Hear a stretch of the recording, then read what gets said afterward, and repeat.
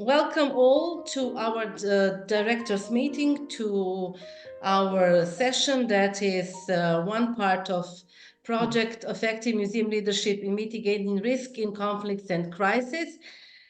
These partners are, as you received below in our invitation, the leading partner here is ICOM Southeast Europe Regional Alliance. Then we have INTERCOM, International Committee for Museum Management.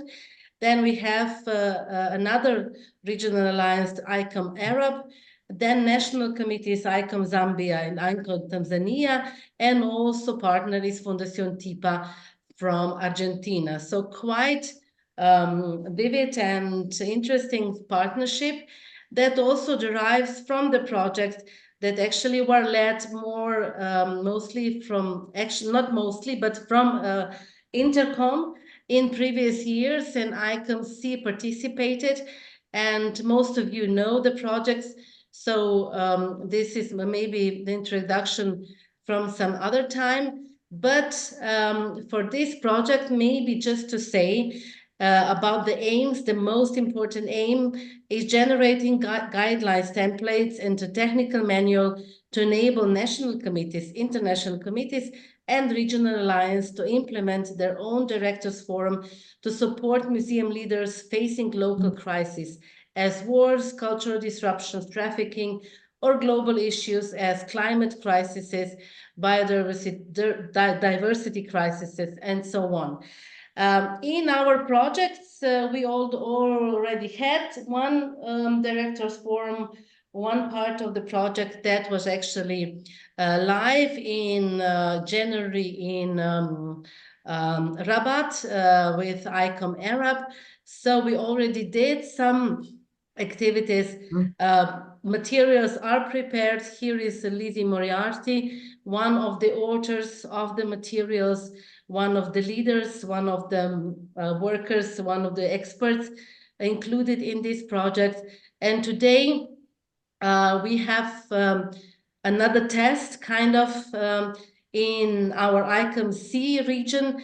We also invited all the partners. I'm sorry that they could not make it, but it doesn't matter. Thank you all for coming here. So we will actually test the guidelines, the templates, the manual, and also I'm thankful for everything that was already done. Ushka Purk is coming.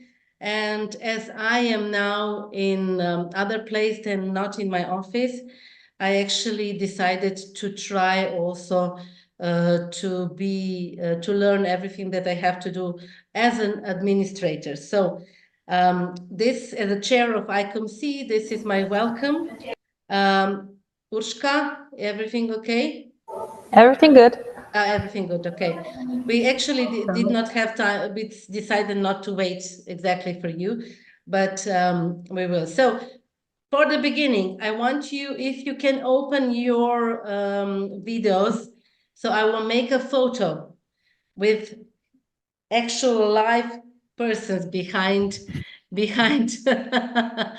all the yes, the little screen, TV screen. So is it possible, because I know that during everything that we will try to test today, it will not be possible. So thank you all. I'm still waiting for a few of you. If you hear me, please do it. Please do it. Because, and you know, yes. Goranka knows, and we know how this is important for reporting, because we have to do reports, we have to prove, we have to have this kind of recordings material, and also, yes. yeah, and also nice persons. And of course, for dissemination on our website, please, yes. So I'm waiting for the summary so that we can publish on INTERCOM and other partners' websites. So okay, I will do this also many times during that, but for the start, if it's possible, again, I'm asking again. I still don't have everyone. So is it possible? But do it like this, because people are I will do it. Yeah. Okay. Yeah. phoning, I already it will be did it. constantly like this. Yeah. I already did this. I know that. Okay, thank you. So we are going on with the program, or do you want to add something for introduction? Because we have the representative of the partner Intercom, Goranka Horjan, and we have our expert, our cooperator, Lizzie Moriarty. Do you want to say something for the beginning? Maybe hello, Goranka, because you're... No, just I would like to greet everybody. Thank you for joining us. And I'm really glad that the directors' forums are progressing. And we will wrap up this year with good recommendations. And I would also like to thank Lizzie for her efforts for pushing this forum story for almost through 2 years. And it involves a lot of work. And of course, to you, Alenka, as a project leader, who really supported well and organized everything. So thanks, you and your team, Urška, of course. Thank you. Thank you, thank you. Yeah. As we already said, Lizzie, do you want to say something? Sorry. Maybe at the yeah. No, just perhaps to give some background context, which you will have seen in the invitation that we sent out. These directors' forums we created as a result of the feedback from museum leaders all over the world, which was part of the first phase of this project, which was a research into what are the challenges facing museum leaders. And we carried that out. We interviewed 40 museum leaders all over the world and did surveys of another 900 museum directors. And we looked at the regional difficulties that each region of the world had: Latin America, South Asia, Southeast Europe, and Africa. And we then created directors' forums in those regions for directors to be able to talk together about the regionally specific problems that they were facing. And we found that this had a really useful effect for museum directors to exchange ideas. Some people came up with solutions that other museums had problems with. It was really enriching. So then the third and final phase of this project is to create these guidelines that Alenka mentioned, so that national committees and international committees can do their own directors' forums and support each other in that way, and create these direct online forums like we're having now. So this is a kind of testing. We're testing all the materials. How did the invitations work? How did the briefing of the speaker work, etc. So that's just to give you a little bit of context as to why we're all here today. Thank you. Okay, so according to the plan, now I'm introducing our keynote speaker. Is a colleague from Slovenia, Dr. Miha Kosmač, director of City Museum Idrija in Cerkno, one of the young colleagues as a director, but also already experienced with a lot of challenges in his work. And the latest actually is very connected with the crises that are worldwide known and actually are affecting the museum work all over. And this case, I think gives us a lot of opportunities to, on one hand, to get some insight, on the other hand, also to get some maybe also solutions, what we can do, what are his experience and what are his suggestions. So Miha, thank you for saying yes to our invitation to be keynote speaker for today. And the floor is yours. If you want to add something more from your CV, please, you're welcome. But please, I think that you can share the screen, share it, and thank you. The floor is yours. Yes. Okay. We see it, yeah. Okay, excellent. So thank you first for the invitation. I think it's a very nice opportunity also for me and for our institution to share our experience also in this time when we have a lot of challenges also, when we are trying to convince our government about our monument to restore it, I think it's good that we also share it to the public and to stress out all the challenges, but also the importance of the monument in general. So at the beginning, I will just do a short introduction, historical background also, because I'm a historian myself. I worked in the Science and Research Center in Koper for 7 years, and then I was a curator in the Idrija Municipal Museum, and now I'm a director. So this is my CV in short. Franja Partisan Hospital. Sorry, Miha, Yeah. can you start the presentation, because we see left and yeah. Okay. No, it's okay. No, we see both. You have to start the presentation.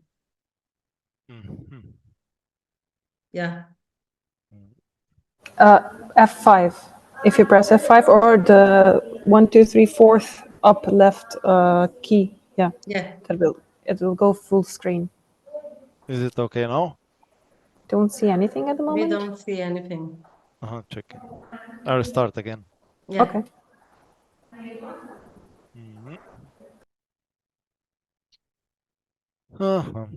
Now I don't see my file. Okay. Checking.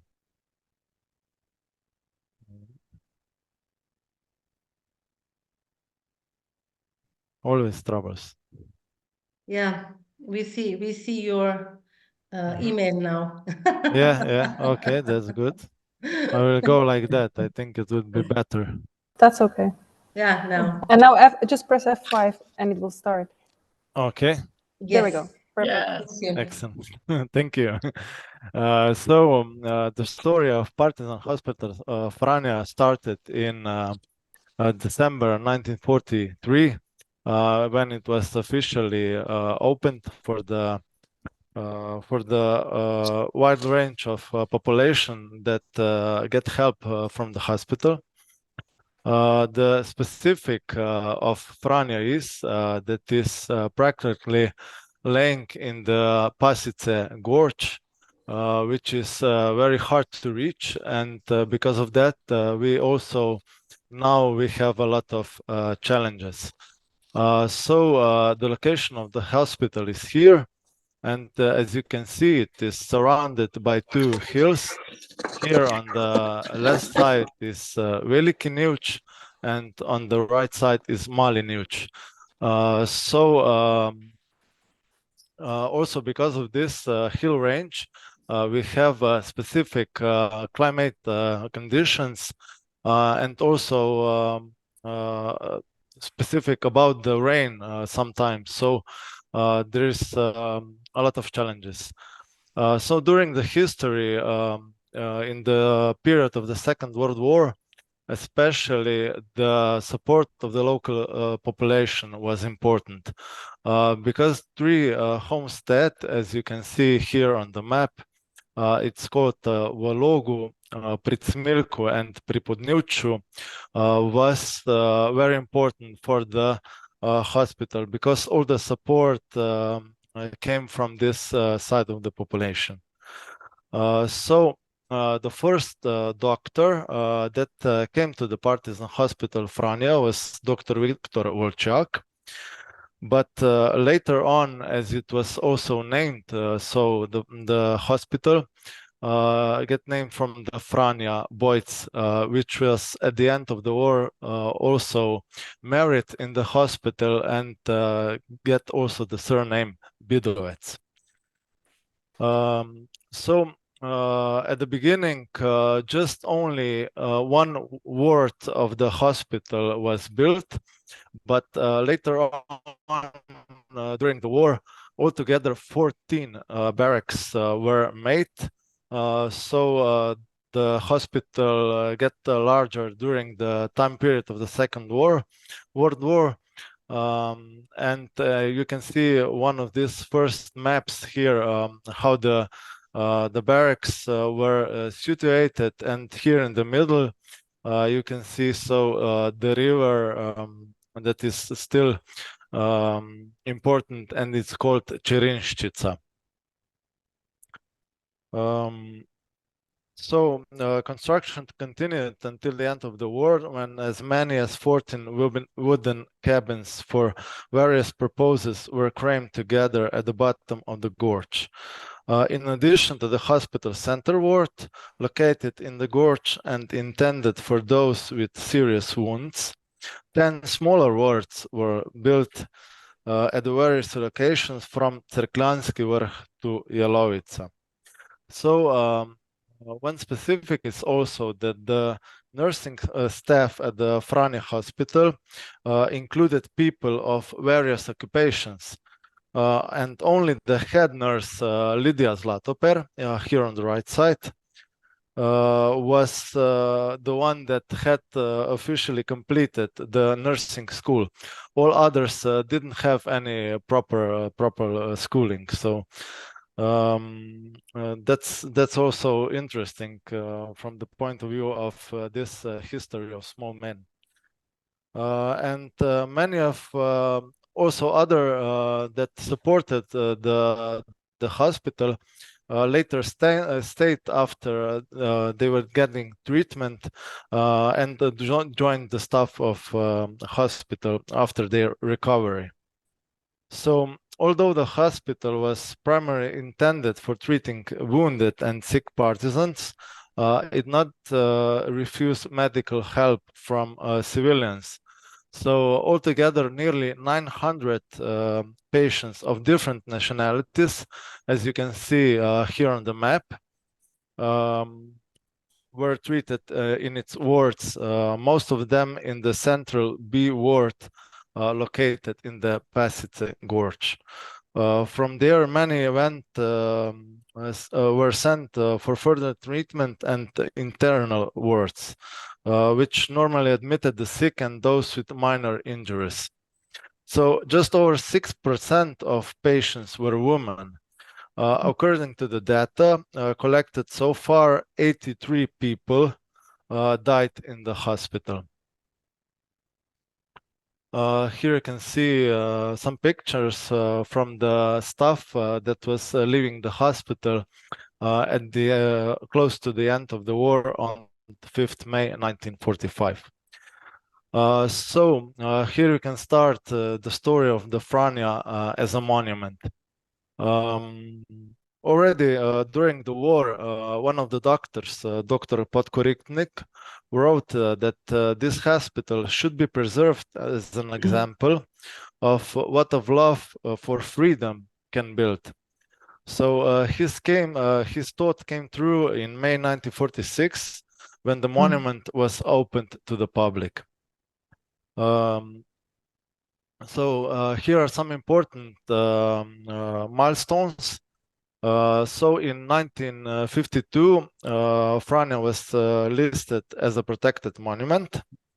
With a decree in December 1962, the municipality of Idrija entrusted the management of the Franja Hospital to the Idrija Municipal Museum, which has been its manager since. In 1999, Franja was declared a cultural monument of national importance with a decree by the government of the Republic of Slovenia. Soon after, a request to include Franja on the UNESCO World Heritage List was submitted, and while awaiting the inclusion, Franja was placed on its trial list in June 2000. So with the award of the European Heritage Label in 2014, Franja Partisan Hospital was acknowledged as a site that forms an important part of common European history and culture. The label signifying the values as humanity, solidarity, tolerance, integration in intercultural dialogue, that are at the top of a value system of today's United Europe underline the symbolic significance of the area. On the one hand, and it has contributed to an increased awareness of the European dimension of our area, and on the other hand, to its greater visibility. Now we get to this focus of my presentation. So, what are the most important challenges in the management and especially monitoring of the monument? I will sum up some of the biggest natural disasters that we already faced in the past, and in the end, I will also get to the questions that were raised and are in the and will be later in the debate after my presentation. So, in the decades after the war, the wooden cabins, which were built as provisional shelters, required constant maintenance due to adverse climatic conditions in the gorge and various amount of damage. The cabins and other facilities required constant maintenance. As the monument is located in extremely sensitive natural environment, it has encountered natural disasters such as floods, avalanches, and landslides of various magnitudes since the outset. In the light of climatic change, they are unfortunately becoming more frequent. This is the third time since 1989, and we also seen the pictures, that we have confronted with large-scale impacts. Here are the consequences of a rocky avalanche that appeared at the beginning of the 1989, and altogether for approximately 30,000 cubic meters of debris was removed from the gorge. So here are the consequences of the flooding that appeared on 18 September and in 2007. So the swollen Cherinshita torrent destroyed all but one cabin and carried out everything in its path.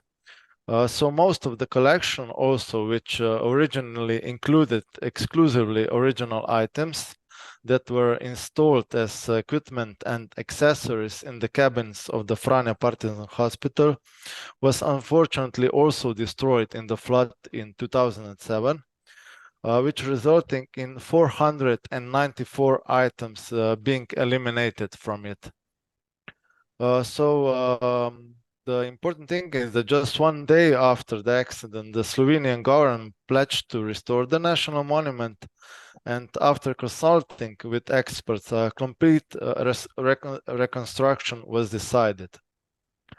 The documentation prepared by the Idrija Municipal Museum before the disaster, such as a blueprint of the cabins, geological terrain studies, riverbank restoration project, a list of museum items, provided very useful in all these activities. So we can point out the importance of documentation here. So in general, in case when we are dealing with natural disasters. The reconstruction involved many experts attracting wide public interest and support. On 22nd of May 2010, the hospital, the monument was officially reopened. Here you can see some pictures of the consequences of the flooding that appeared on 13 July 2023. And also later, you can see just 5 days later, we have also blown down that especially damaged the access road to the Franja Hospital. We will now watch a short video to see the consequences of these storms. You will get the comparison. So how was the status before and after the natural disaster?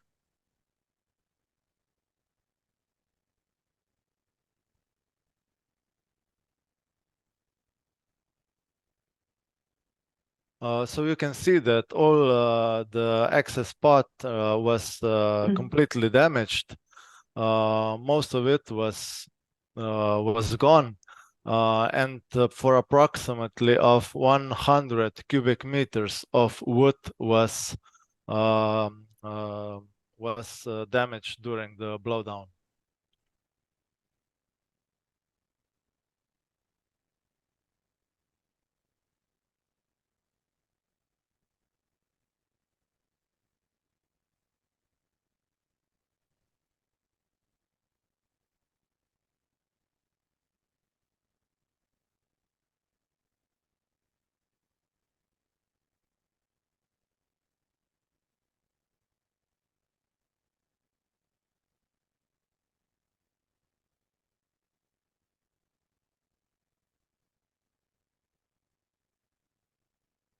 So here in the core zone of the monument, the 3 cabins of X-ray kitchen and electric plant were completely ruined, but others are also influenced, especially by mud. So practically no one so practically all were suffered some damage.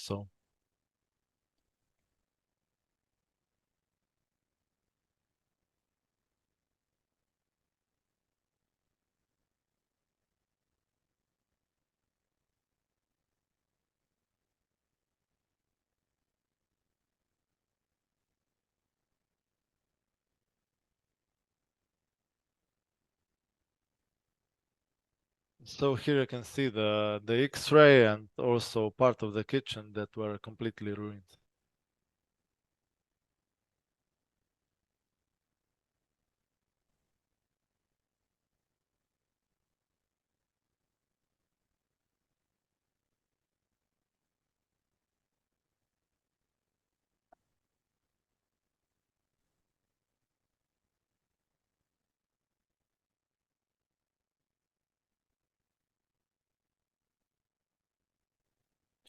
So before we attempt to renovate the cabins, we will have to clean the area and restore flood barriers that are higher in the gorge, and as well as the protective nets. So here is the second water barrier. Here it's altogether of 10.5 meters of height, and in one night it was because of the light slant here on the left side of the gorge, altogether of approximately 3,000 cubic meters of material fell in this barrier in one night. But we can ask that luckily we had this barrier, otherwise all this material would go together with the flow of Cherinchica. And here is also the map of the protective nets that are inside of the monument. You can see here is a map of barracks, and practically above all of the barracks we have some protective nets, and we have to constantly clean them, all the material. And this is very important because the safety of the people that are working inside of the monument, and especially for the visitors. So you can see here also some of the consequences. Only in one night we have approximately 400 cubic meters of this material that were inside of the protective nets. And before in the March and 2023, we luckily cleaned all of this material before we opened the monument. Otherwise, all these protective nets will be probably torn apart, and we would definitely have more damage inside of the monument otherwise. So after the natural disaster, we organized the saving of the museum items that were still left in the monument.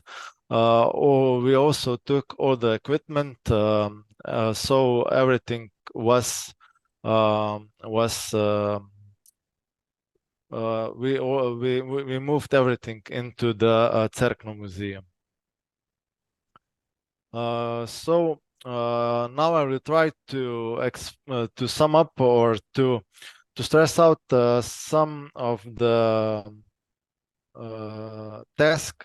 questions that were raised in preparing this forum. So influencing and stakeholders management. I will explain everything from my side of view in case of Franja Partisan Hospital.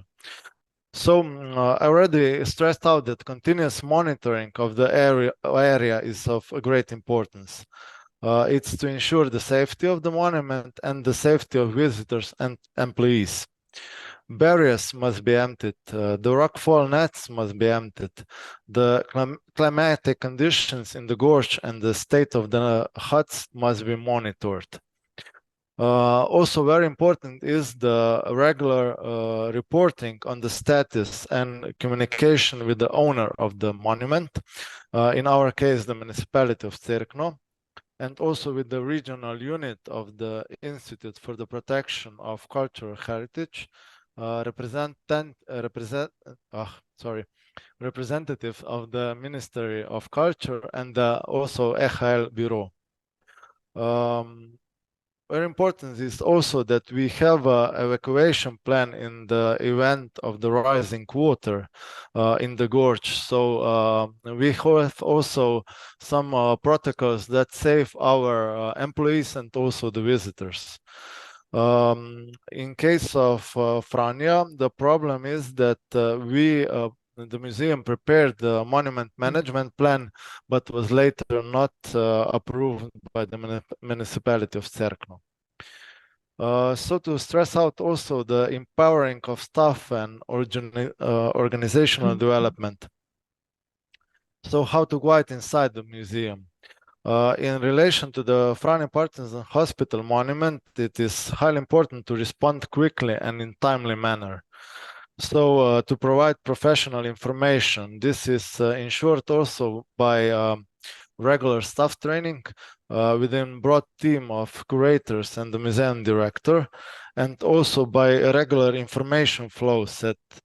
So that we have this constant communication, what is happening inside of the monument, what we have to do, and that we respond quickly. And also it is important that that we have adequate statistical support so that as many factors as possible can be measured. For example, we have statistic about how many good and bad weathers days we have inside of the monument. What are the climatic conditions? Where in which time period we have the most problem with humidity and so on. So this is also very important too when we are comparing years, and we can see if we have some common grounds. So if we start out also the strategic communication and profile rising. So immediately after the flood, we were able to evacuate all the small inventory. As I already said, in the Cerkno Museum, we opened the exhibition Franja Partisan Hospital, Hidden Gem of Europe, which was also supplemented with the objects from Franja Hospital, which is, as you can see, the reconstruction of an operating room. And although monument is close to public, our pedagogical and andragogical programs are still ongoing, and so is the promotion of the values of the European Heritage Label. As part of our promotional activities, we are placing Franja's message in the context of current events, so war in Ukraine, war in Gaza, and to promote the importance of peace, humanity, and also solidarity.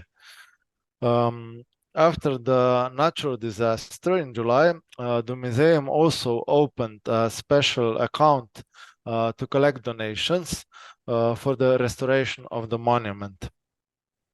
And we are also organizing several events that support this donation campaign. As you can see, one example is the Evening of Remembrance, when we also promote the values of Franja and also the importance to make another reconstruction. And as you can see here in this invitation, on 22nd of June, we organized a concert in Cerkno when we will again rise and support the donations. So thank you for your time, and now I'm also open for some questions. Thank you very much, Miha.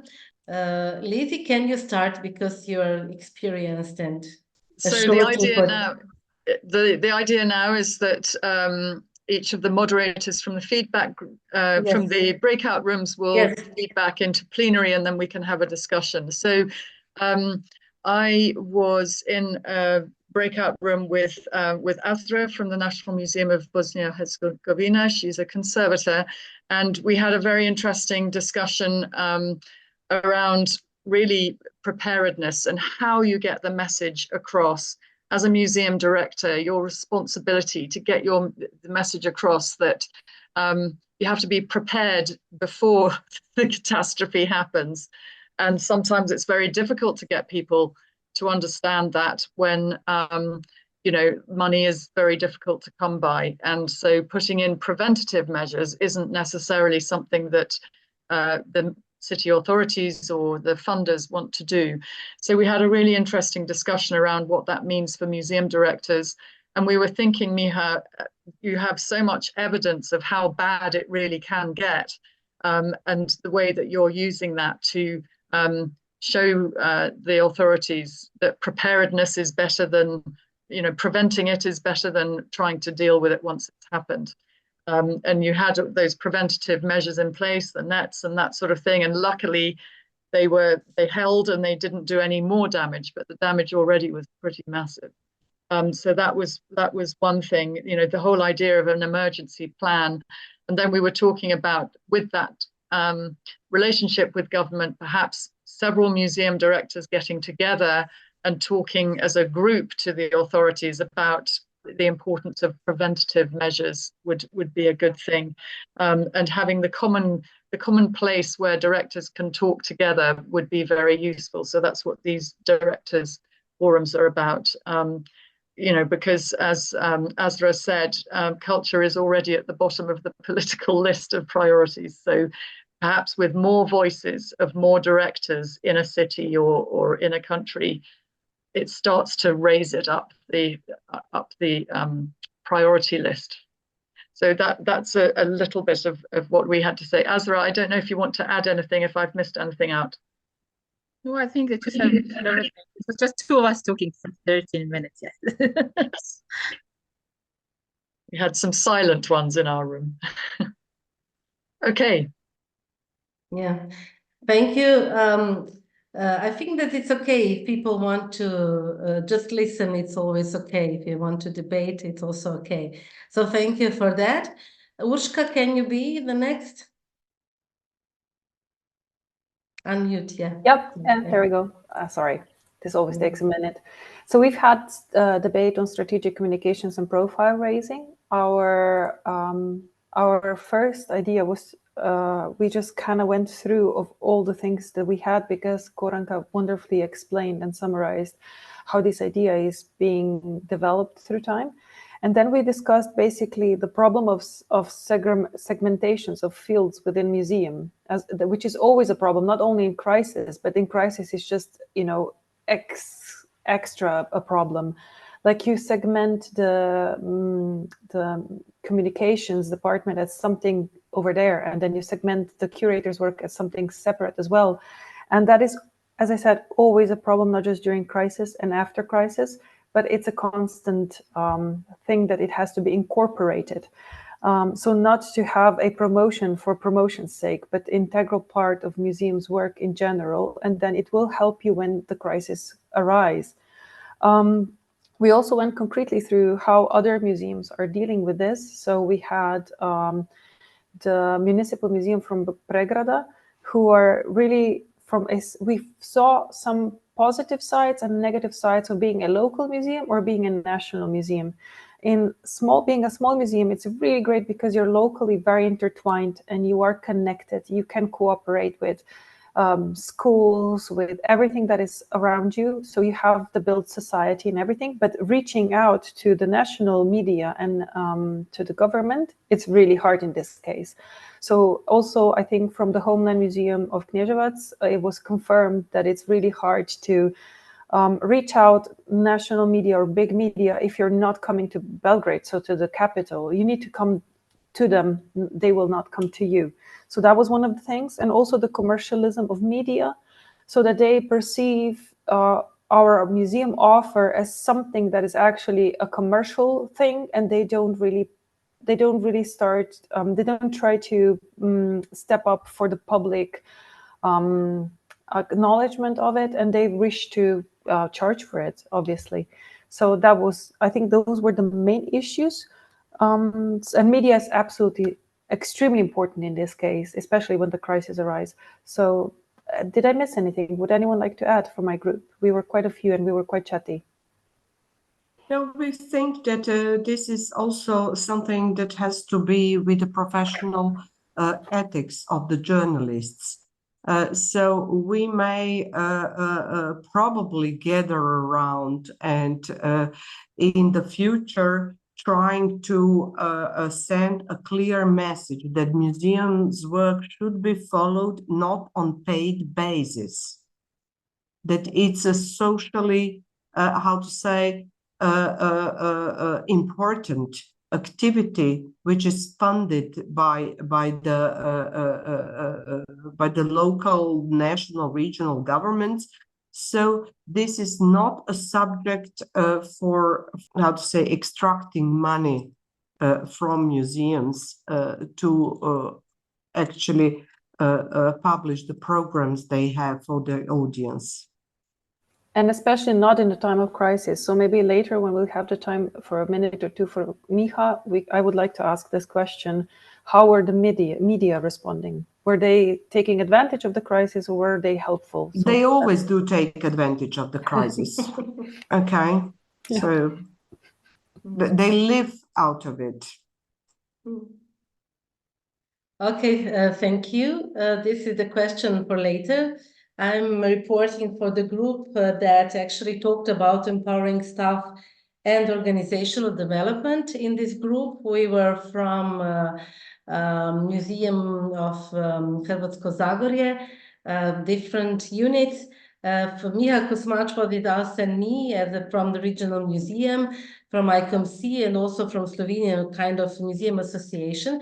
So we talked, as Miha already emphasized, one thing is training, but you can never be trained enough for this type of disasters.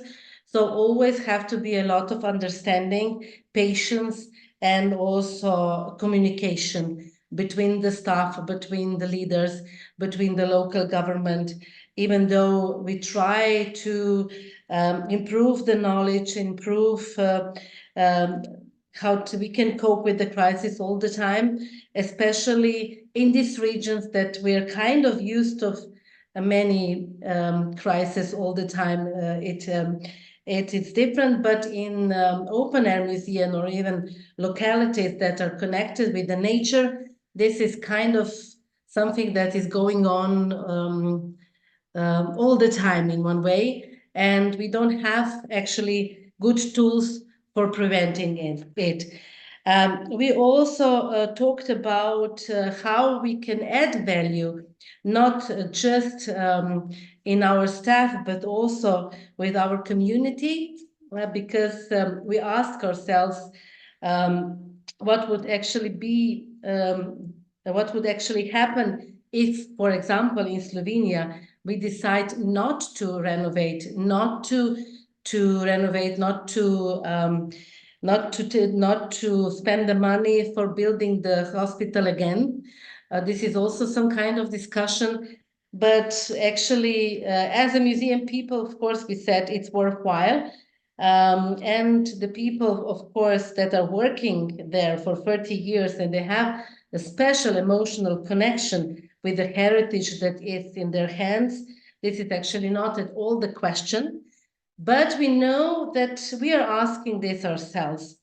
But with the promotional actions that, for example, Franja is doing, and with the awareness that is built through different programs that actually the staff is dedicated to, I think that this question maybe can be raised if we do it or not, but we hope that it's always answered, yes, of course, this is our heritage.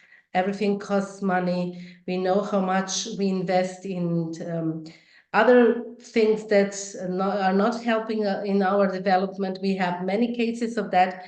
So I think that we decided that it's worthwhile, and actually Miha gave some example how this campaign is working to raise the money for renovating the hospital. So this is the question for him that he can answer for all. And then we will, maybe this is the first question, if that's okay. Or you can add, do you want to add something, Jurica, Miha? I tried to write down what we talked about. I hope that I covered everything. Jurica? No, you covered everything. Okay, thank you. What I've been talking about.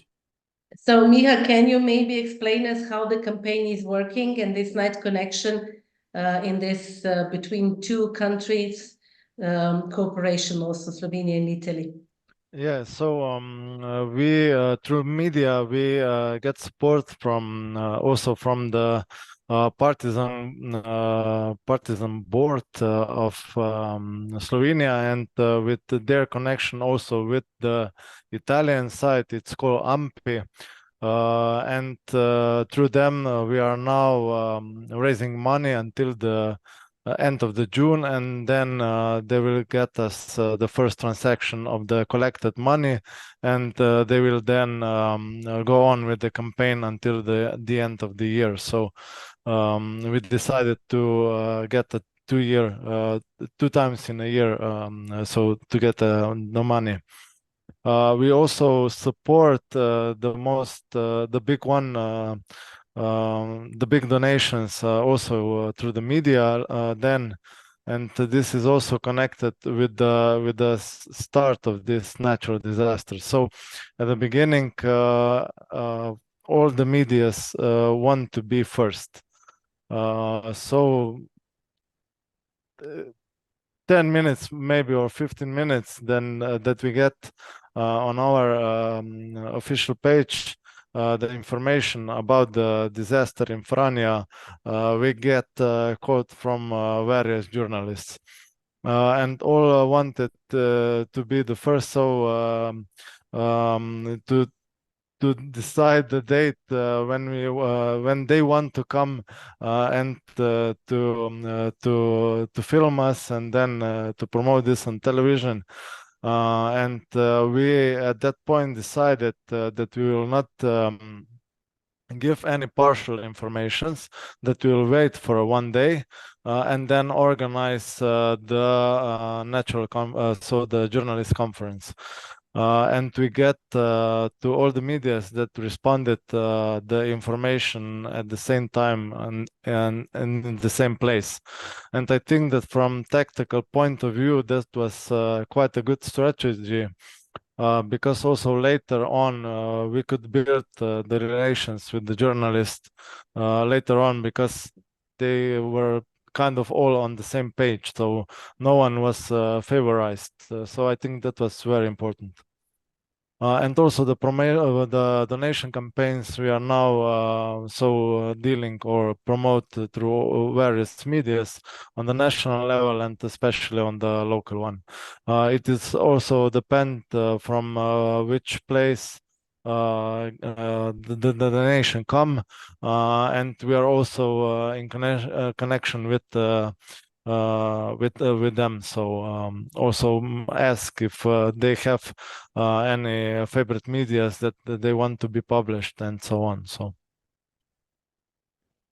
thank you. I have another question. Is this a sign of UNESCO heritage helps you with raising money and raising awareness for renovation and quick actions?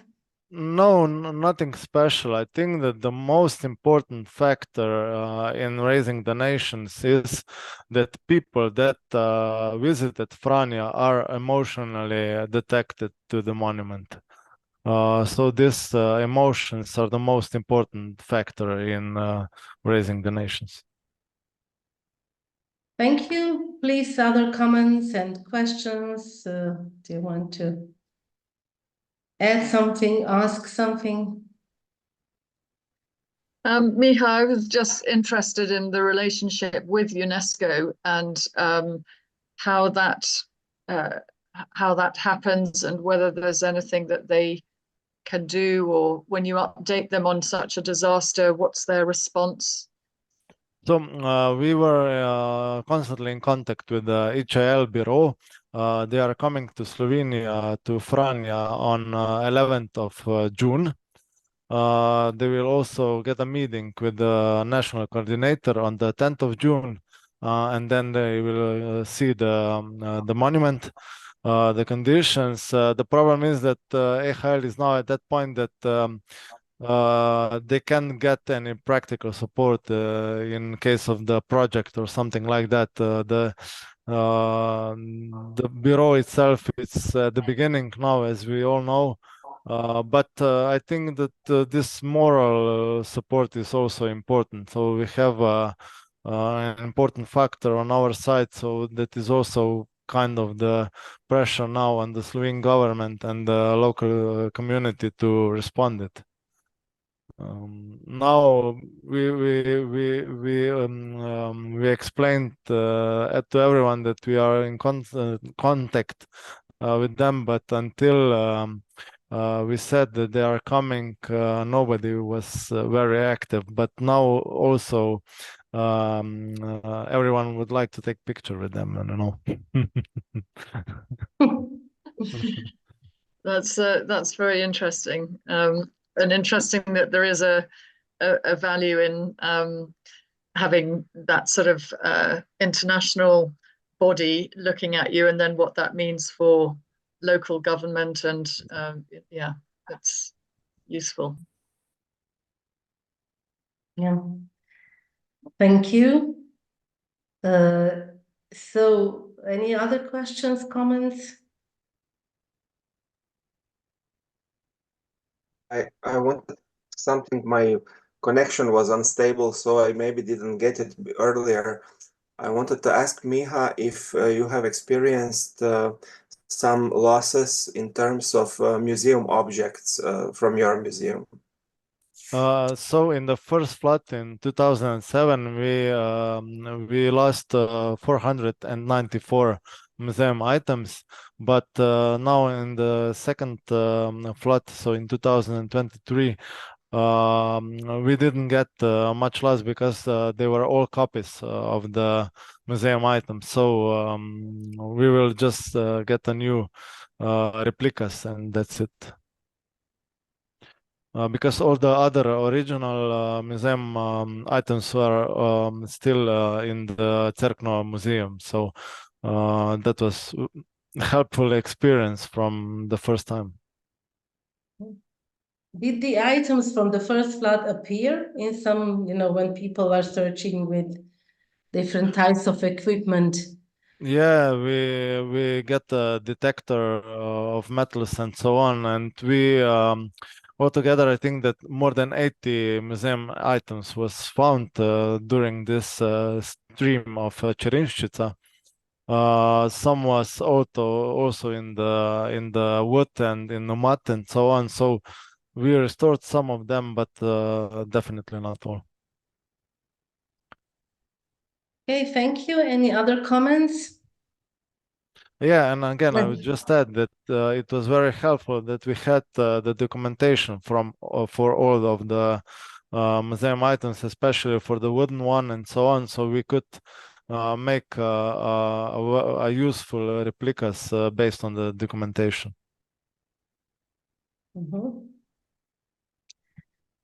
Okay, thank you. Any other questions for our keynote speaker?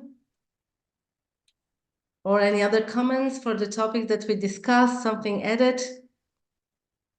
Okay, no. We promised to finish in 1.5 hours. So we have now the time for a short wrap-up.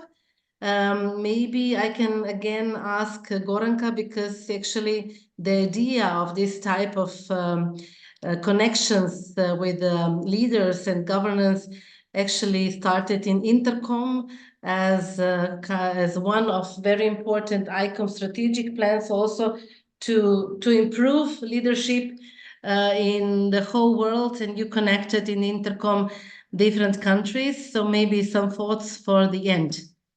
Can I invite you, Goranka? Yes, thank you. For us, it is crucial that we somehow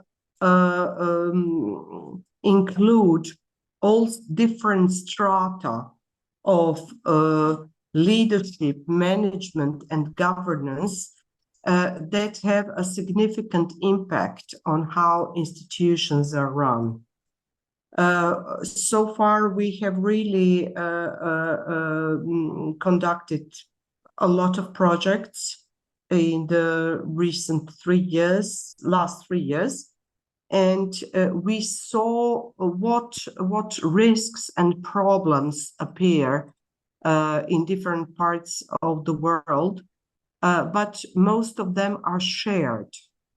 And this is what keeps us committed to the task to find solutions for the museums and to see how we can help institutions to communicate their necessities, and both internally and externally, how to secure fundings. Just a moment, I have to put off Darko. And then also to see how to meet new challenges that are constantly appearing. Because either crisis, either some upheavals, or new elements that are added to your regular work, that actually cause the increase of expenses, increased demands for funding, like green agendas, like fighting climate changes, like introducing new digitally service solutions. So all this requires human and financial resources, and it really seems like a never-ending story for people who are leading museums. And I think this will be a huge problem in the future, even to find people who are willing to commit their time and energy to properly manage the institutions.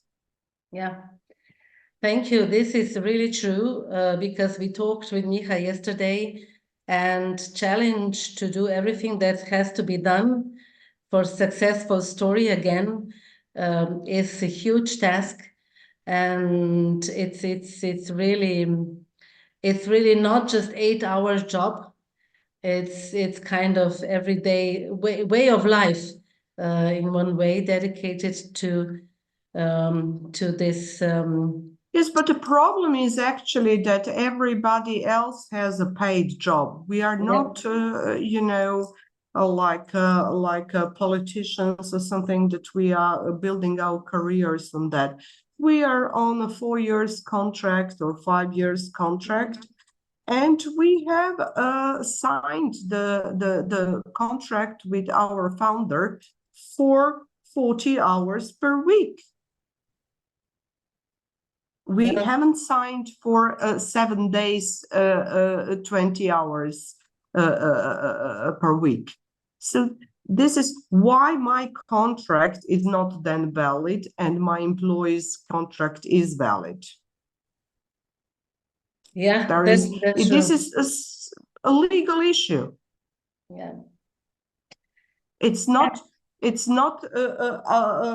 that our goodwill is calculated, because later you suffer from health problems, from you don't have your personal life, you are nervous. Why all directors are nervous? I'm really I had one lecture about this communication problem between the superiors, and it seems that when somebody becomes the director, then immediately he is not understood by the other employees. He's too nervous. He doesn't have time to listen to the old employees. You are really shocked. I was following some networks also, especially in the States. This empathy for the people around, which you have to develop plus your regular job. I don't know when. So you see that the whole world of museums really does not see what amount of work is on the shoulders of very few people. Yeah, thank you for that thought. The last year's theme, well-being, should not be only for the world outside the museum and the visitors and the users, but also for us. Yeah. So this actually, I opened this topic because we talked with Miha yesterday quite a lot. What are the challenges actually? And we do not always talk about this openly. So I hope we will have opportunity again, and opportunity also with the projects that are following, because this is a very important topic. And I'm really thankful to Intercom, to all the partners to include us, because our regional alliance is part of Europe, of course, but also have some special needs, have some common particularities, and I think that it's nice that we can address them all together. So we just had an excellent annual conference in Kikinda in Serbia. Milena had to leave, but I would like also to thank Museum of Kikinda, National Museum of Kikinda, for hospitality, and the members of ICOM for that, for his hospitality also. And National Museum of Kikinda received the award today from ICOM Serbia. So this is also acknowledgement and congratulations. We are celebrating International Museum Day also with this event. This year is dedicated to education and research. And I think we also talked about this today, because it has many layers, and we opened also a lot of them.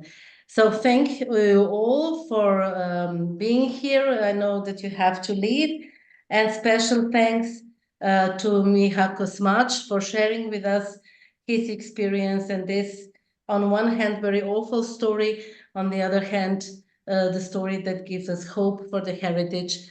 And I hope that it gives you enough of strength to continue your work. And we are always with all the people that are having this type of challenges. We cannot always help, but maybe with good thoughts and with this support also, we can do some small step for this success. Okay, thanks to all. I hope to see you soon again. Urška will send you a questionnaire for feedback, and please follow this project. And I hope that this guidelines, toolkits, and everything will be a good support for your work in the future. Yes. Thank you very much. All the best.